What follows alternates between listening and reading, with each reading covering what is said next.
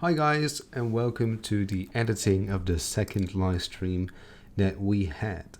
Now, before we start, I wanted to mention that this live stream will be edited, and so it will at some points maybe cut away to a different part. You might notice that, but that is because this is an edited version of the live stream. And so it is made in a way, or it should be made in a way, that you can easily follow what's going on, that you can easily find additional links in the description down below, but also that you can use timestamps in order to switch to a part of your interest. So if you haven't already, take a look in the description. You'll find some interesting timestamps and respectively some links to resources that we used or links that you could possibly use. Now keep in mind, if you have any questions, you are more than welcome to join our support server, which you can find in the description down below, but you can also view it in the right corner bottom for the coming live stream. Now have an amazing day. I hope you like this episode, and if you do, then please don't forget to leave a like. Have fun. So, before we start, I wanted to say that we moved this live stream from tomorrow to today. Not really with a specific reason, although tomorrow I need to finish some other schoolwork, so it would be nice if we moved everything up today. What we're going to do is in the right corner bottom you can see a nice pop-up that tells you that if you have any questions in regards of discord.net, then you can ask those in the hashtag livestream channel, which you can find in our Discord support server. Which is now called Coding with Effahan, as also previously announced in the episode 11, where we worked on a muting command with a timer. So, let's start right off with the first question coming from Lunar, and that is about how we can block Discord links from being sent. And I think he means how we can block invite links from other servers to be blocked. He also specified that when an admin sends an invite, that in that case it won't be blocked and nothing happens. So this is pretty easy, and what you want to do is head over to your onMessageReceived event, and before making sure that there is a prefix in your message, what you can simply check is if the message.content contains, for instance, https://discord.gg, which is basically the start of every single Discord invite link. Now if this is the case, you can use curly brackets and go inside there, and what you now want to check is if that person is an administrator within the server. And to do so, what we need to simply do is check if the message, and I believe we cannot go to the guild, so we need to use a channel. And then from the channel, we can transform that into a socket message channel, which will give us a guild. So we can say socket guild channel, like that. We can cast it. And then we can go to the guild, and we can get the current user that we're trying to get the message from. I believe we can. Yes, we can. Okay, so we can hear, what we can do is say message, author, and then the ID, and here we can check the permissions. So we can say permissions, which we can refer to as guild permissions, and we can check if that permission, if that user in this case has administrative permissions. So it's a long if statement, I have to admit that, but if we have this, then we can check if the person has an administrator, if the person has administrative permissions. Now what we can simply do is, what we mostly do is do an early return statement. So for instance, what we could do here is just say return. So in this case, nothing happens. However, you might also want it to work like, for instance, that you send a command which contains a invite link. It might be something you want to do. In that case, return basically means that it won't execute everything that comes after that, and that's not something we want. So rather than doing this, what we're going to do is we're actually going to reverse this condition, and how we're going to make it is that only if you are not an administrator, so only if you don't have administrative permissions, you're going to get the error, and then it will return, because you don't want anything to happen when someone sends an invite link. You don't want the command to be executed. So what we can do here is we can simply say await, and then we can use the message, the channel, and then send a message async and say you cannot send Discord invite links. Now of course you also want this original message to be deleted. So what you can simply also do, say await message and then delete message and then delete async. So we're going to delete the message, but also inform the user that their message has been deleted in this case. Now it's even more nice if we use a $sign at the start, use curly brackets, and for instance what we can then do is say message alpha, and then we can mention the person. So now at the end, when you've done these two things, what you want to do is of course return. Nothing else should be executed after that, and now this should actually work. So let's run our code, head over to the tutorial channel, and now for instance this is a funny thing. Of course when I try this it will work. If I send a message right here, .gg, it works fine. Even if I were to grab for instance the invite link of the support server, oh that's not good. Well, Discord is not working. Let's grab it manually. Oh, I get how it works. Of course in streamer mode. Now it works. So if I now were to post my invite link, it was fine. And I'm not going to log in on my alt account right now, but instead I'll reverse the condition. So it will only work when you do have administrative permissions. And if I were to run it right now, and I were to go back to Discord and post a link right now, it will delete my message automatically and tell me that I cannot send any Discord invite links. So this is very simple, a very simple way how you can filter Discord invite links without setting up a database whatsoever, but just using an if statement, actually two in this case, in order to get this done. Another question he had is how to make a command that can set the slow mode to specific things. I've seen this in videos when they type slow mode free, the slow mode would become free. Okay, so basically how we can set up a command that changes the slow mode within a channel. So let's go to the example module, go all the way down, and in here what we can set up is a command that allows us to modify the slow mode within a channel. So in order to do this, what we can do is we can say, of course, first create our command. So we'll say command slow mode. We'll require two permissions, one for the bot, one for the user. For the user, we're going to require user permission and then guild permission dot manage channels. We don't want people that don't have these permissions to modify the slow mode of a channel. That should only be specifically be done by people that do have the permission that's required for it.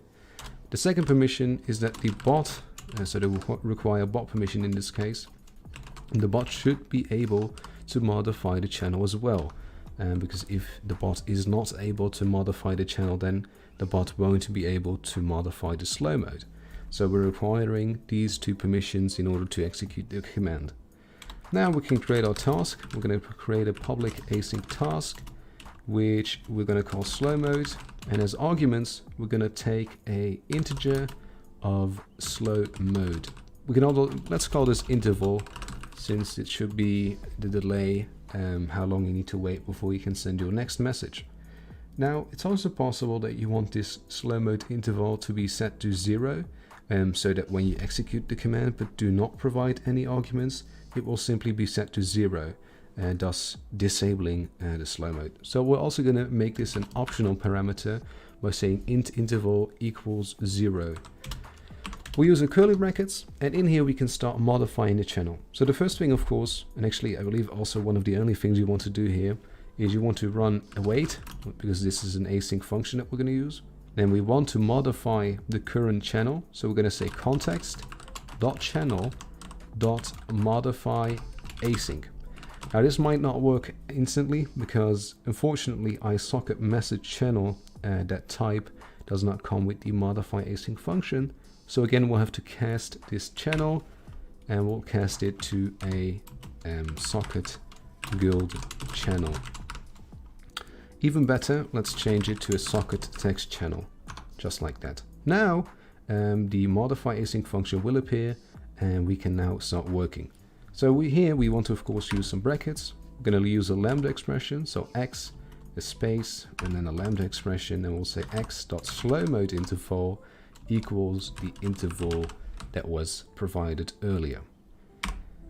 And that's basically how you can do it in one line. Of course, you also want to let your person, or the user in this case, know that it was a success. So we can also say wait, context, actually reply async, and then we'll say the slow mode interval was adjusted to the interval and then seconds, because the interval is set in seconds. Thus we're going to say it was adjusted to the parameter and then seconds. Now if we run this, let our application builder bot go to the tutorial server, and for instance if I were to run exclamation mark slow mode and then let's say 5, then the bot will adjust the slow mode interval to 5 seconds, and if we go to the settings you also see that it has been set to 5 seconds right there. Now if I were to provide no arguments, just like this, it will say the slow mode interval was adjusted to 0 seconds, thus also removing this warning and thus also disabling slow mode. And that's basically how you can create a slow mode interval command, which is also pretty simple to do. So, someone also had a question related to pagination. Can we get more details on how to use the pagination settings, also known as how to make each page read one module, if that makes sense? Interesting question. So I believe that she's talking about the interactive module and then the paginator that we worked on in the previous live stream. So how you can customize your message is quite easy. For instance, if you were to make a help command, what you could do is, instead of using an array of lists of strings in this case, you could replace this, make a new list of strings, and let's call this pages, and it equals a new list of strings, and just like that. Now a string, like a list in this case, allows us to add new items to that page outside of it. For instance, when I make an array, I cannot modify that array. However, if I make a list, then I can modify that list, add items to it, remove items from it, or replace items within it. But I can do all these actions that I cannot do when using an array. So for instance, if I were to say right now, pages, add, and let's say help command, and let's put a command right here, so we'll say exclamation mark help, and this is the help command, then I could simply use this variable that I just made, a list of strings, then I can add a string to that list and then pass it into my pages option. If I were to run this right now, and I were to go to my tutorial server, use the paginator command, just wait a few seconds and it works perfectly fine, because you can simply use a list rather than an array, which allows you to add multiple items to your page. For instance, if I were to make a help command, which we can do right now, an interactive help command, so we're going to say help, make a new task, public async task help. And for instance, I wanted to show a page per module. So for instance, we have the example module, we have the interactive module, and we have the configuration module. Now let's say I wanted to add a page which contains the commands per module. How I could do about that is just say create a new list which contains a type of string, call the list pages, and then equals a new list type string and brackets semicolon. Now what I could do is I could loop over my commands. Now in order to loop over all your commands, what you need to do is go to your command handler, and what you're going to need is your command service. Now for instance, here we already have the service, and I can show this to you by, for instance, if we wanted to get all the commands, we could go service, modules, we could then loop over those modules, and per module like register every single command, and then at the end, add it to that list of pages. So what we're going to need is we're going to need to inject our command service inside our interactive module. So here what we're going to do is we're going to say private read only, and we're going to add our command service, which is underscore service, and make our class a public interactive module, which takes a command service just like that, curly brackets, and underscore service equals service. So now we just did a simple dependency injection of our command service. And now if you go down here, we can loop over the modules. So we can say for each file module in underscore service dot modules. And now we can call every single command inside this module. So we can get the name of the command, we can get the description of the command, we can get the required permissions in order to execute the command. We can get all kinds of information about a command. So what we can do now is we can create a new string, which we're going to call a page. So string page, and that's going to be a string dot empty. And now we can loop over all the commands within the module that we have. So we can say for each, and then we say var command in module dot commands. And now we can loop over those commands and add each command to the string page that we just made. So for instance, for each page, for each command in this case, we can say page plus equals. So we're going to extend. So we're going to grab the page string and then add something to it. So we'll use some string, a $sign at the start, and we'll say, for instance, our prefix. So you first want our prefix.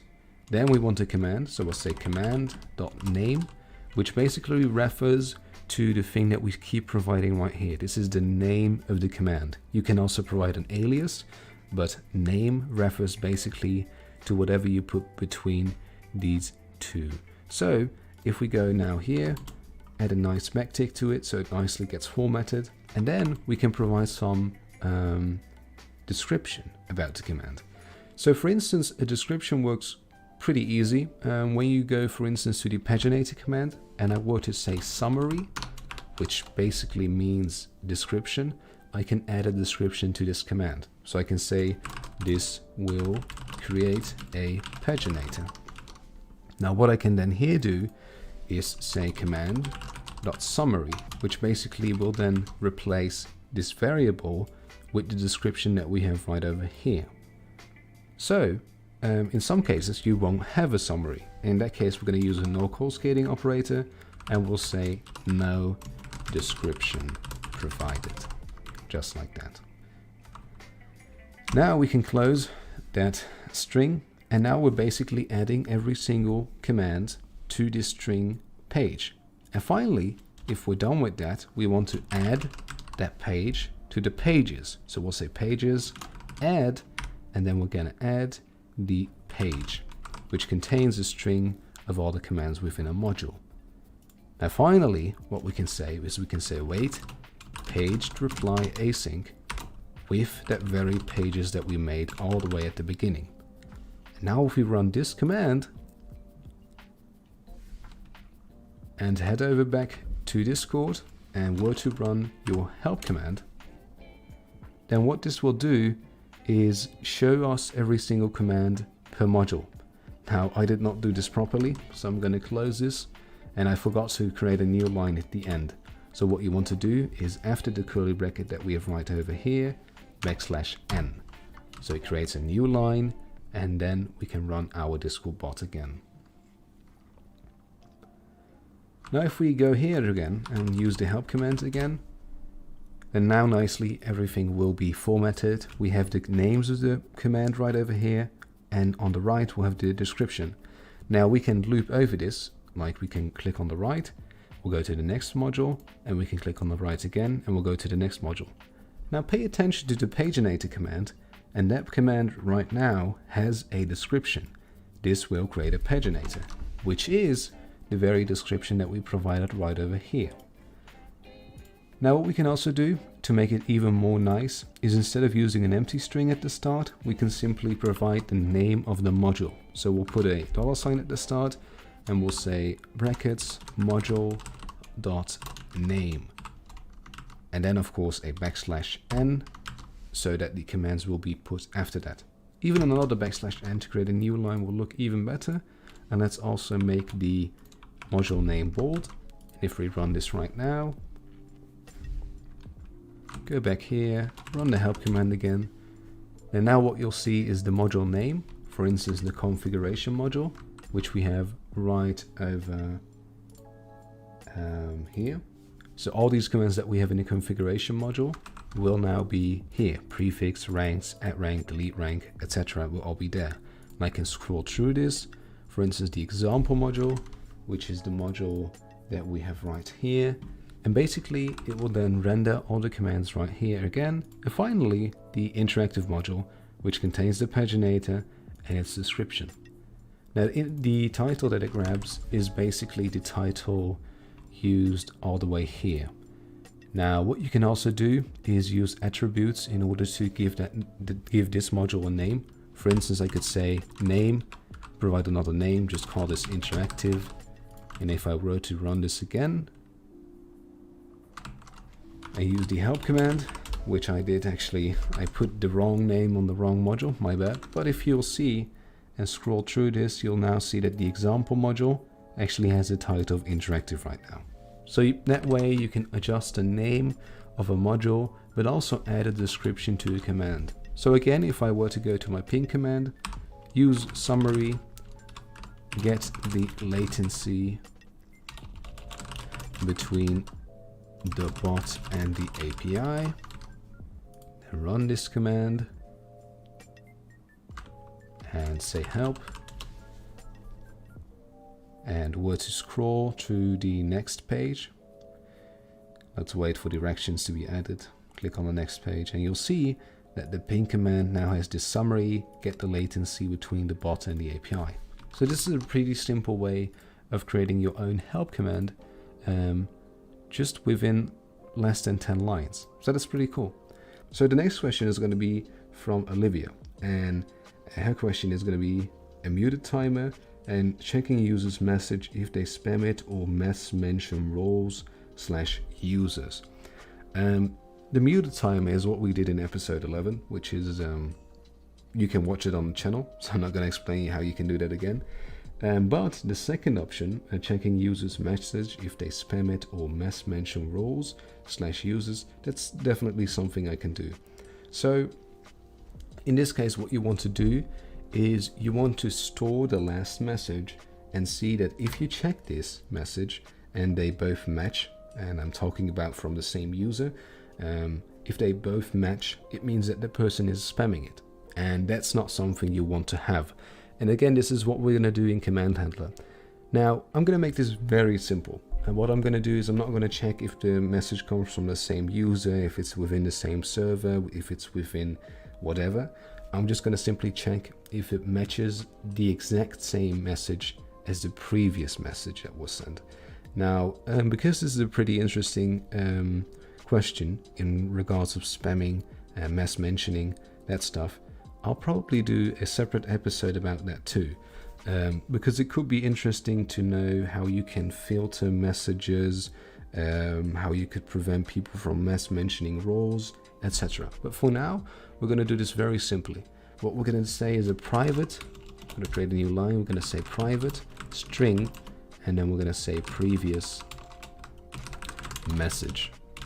And this is going to be nothing. We're just going to make this nothing. And what we can do is go a bit more down, and in the onMessageReceived task, what we can simply check is if that message equals the current message. So for instance, what we could do here is we can say if the message dot content, so the current message content, equals the previous message, that means that the person sent exactly the same message twice. You could, for instance, make it custom that it only does this when the person repeats it a third time. But again, that will be done in a separate episode. for now we're going to keep things very simple. So if the message content equals the previous message, we're going to just copy lines 86 and 87 and 88 and then paste them right over here. So first we delete that message. Second, we send an error message, and we're going to replace that message with please do not spam that message. And third, we're going to return.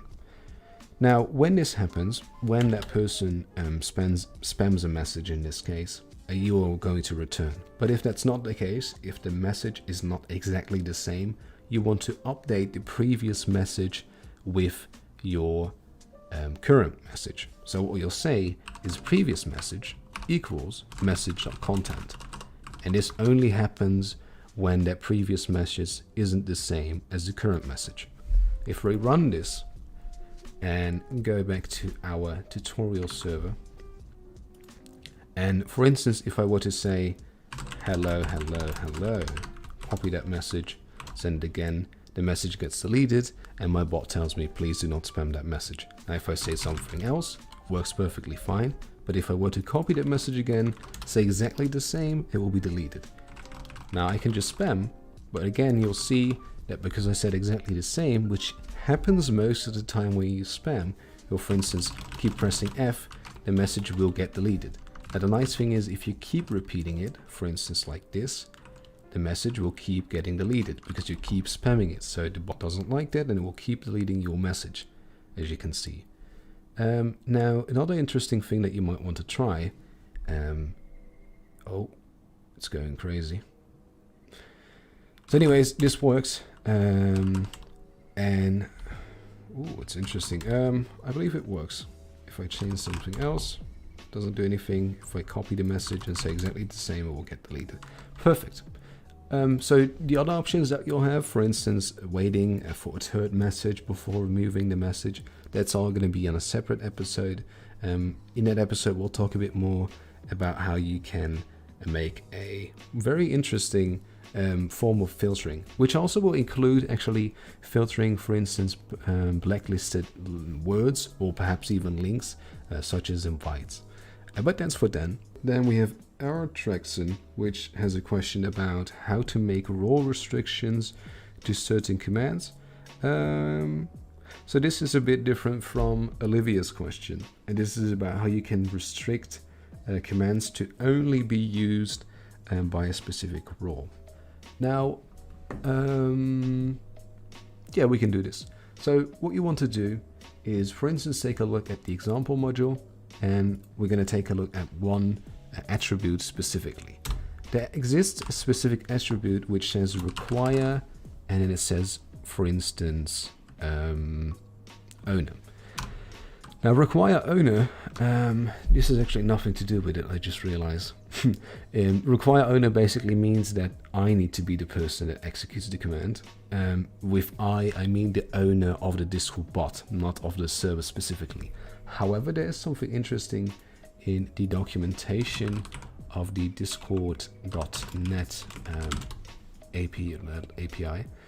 So if we search that up right here, and what they actually did is make your own custom preconditions, which will actually help. This thing right here is a precondition. It also says here, this precondition will restrict the access of the command or module to the owner of the Discord application.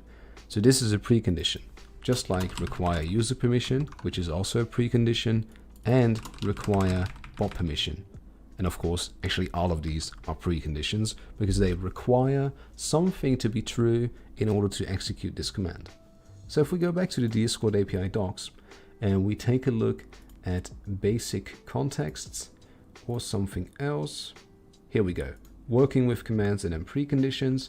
Now what they did here is they made their own custom precondition which requires someone to have a specific raw attribute, which equals a name. So what we're going to do is we're going to copy these lines. Actually, we're going to copy this in its entirety because this requires us to make a new class. Now, previously, we made a common folder into our project, and that's something I'm going to do again here. So we're going to say add, create a new folder. I'm going to say common, and in this folder we're going to create a new class, and in this class we're going to put the contents of what we just copied from the Discord API, and we're going to put it right here. Now I'm going to hover over this using system link, and yeah, so let's get to the start. The first thing that we want to do is we create a new class which inherits precondition attribute. Now if you take a look at the example module, all of the preconditions are actually if we go here, they are a attribute. They are a precondition attribute.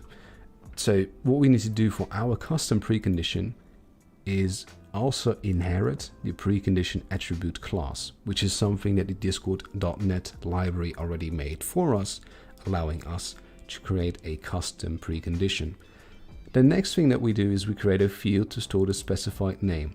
So this allows us to search for a role based upon a name. For instance, let's say administrator, or for instance, let's say member or subscriber, whatever name you want to make sure that the person has in their roles.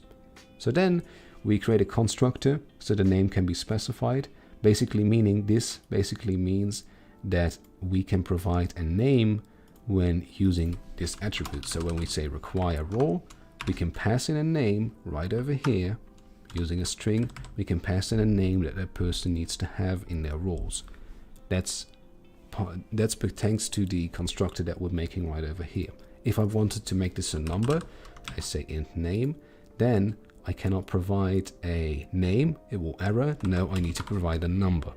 But we want a name, so we're going to make this a name, a string, and we're going to change this back to a string.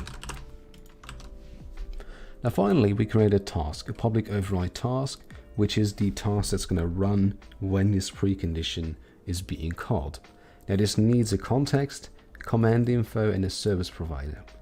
And finally, what we do is say check if this user is a skilled user, which is the only context where roles exist. So we want to make 100% sure that the user that's using our command is part of a server. We don't want it to be in a DM channel. No, it needs to be part of a server. If that's the case, we continue with checking if any of the roles have that name that was passed in here. So basically we use the any function, we use a lambda expression, and with that lambda expression, we check if any of the roles that the user has contains the underscore name, which is the name that was passed in. Now, if that's the case, then we say return, and we use precondition result from success, meaning that the command will continue working and it will execute. If that's not the case, however, it will fail and say return task from result, precondition result from error. Now the nice thing about this is you can also provide a custom error message, which you can then tell the user like, hey, you need to have this specific role in order to execute this command. And of course, if you're not a Socket Guild user, for instance, if you send a message to the bot in DMs, then we're going to get this error, you must be in a guild to run this command. So if we go to the example module and we go to my tutorial server, and let's make my verified role a precondition for this very command. So require role is going to be verified. Now if I run this template and I go back to my Discord server and I execute the ping command, it will work perfectly fine. It will just respond. Now if I take away this role from me and I execute the command again, it's going to say Pong. I have no idea why it does that. Hold up. So after doing some research, I found out why this isn't working. Apparently, when you use context.user in this precondition, in some form, this user will be put in some form of cache, which is, for instance, refreshed when you reboot your bot, and thus it works when you reboot your bot, but that's not something you want. So, as an alternative, what you want to do is add line 22. That is this very line. Now we're going to code it together.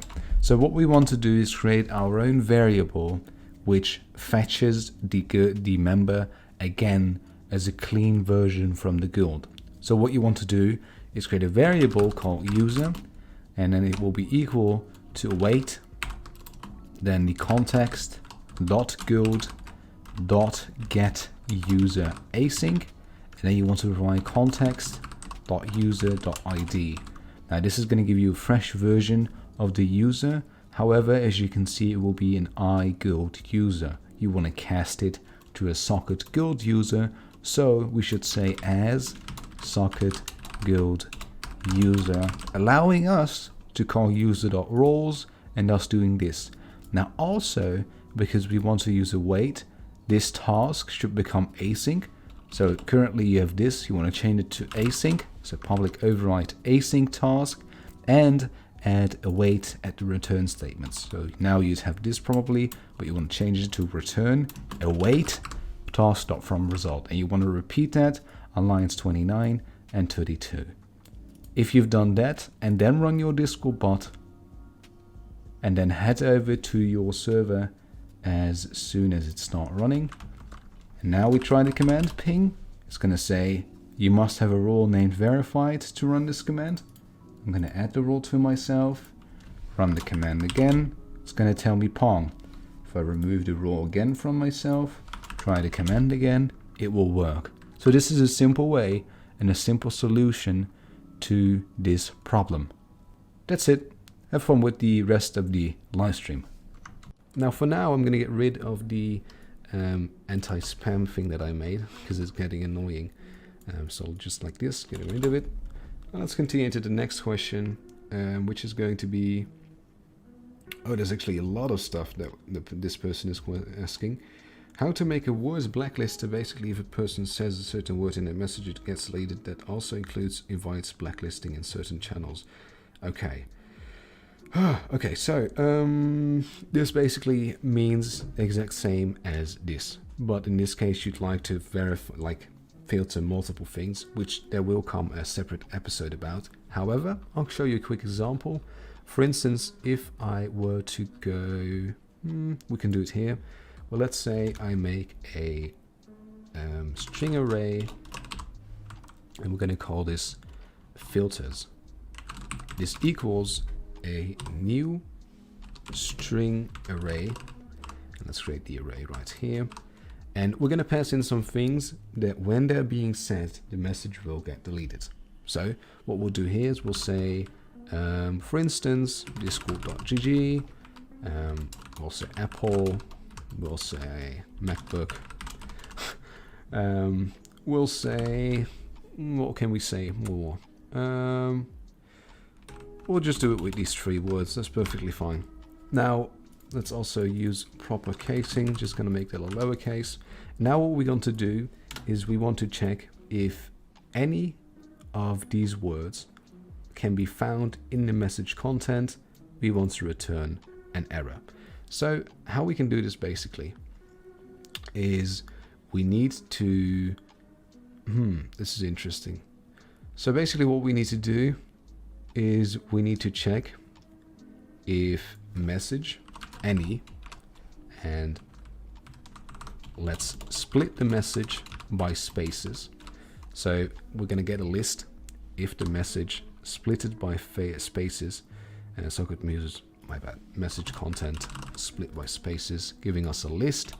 Then we use intersect, and we're going to intersect this list with the filters, and if one of these 2 lists contains an item from the other one, then we want to do something with that. So we're going to say intersect, then the filters, and then any.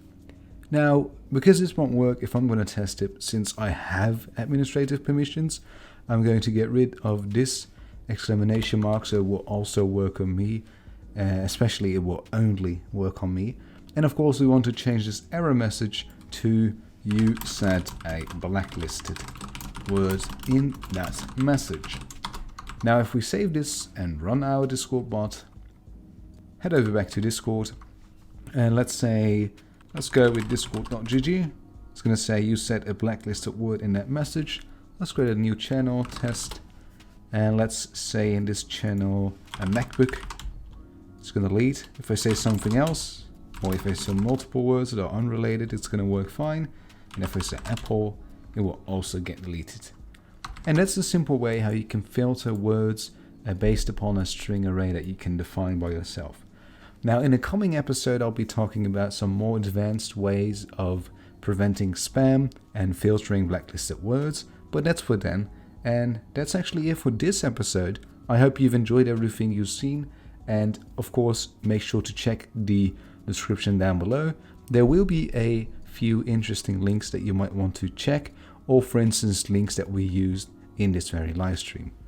Also, I will note all the timestamps that are relevant so you can quickly skip ahead to parts that you like, and then make sure to leave a like if you enjoyed this live stream.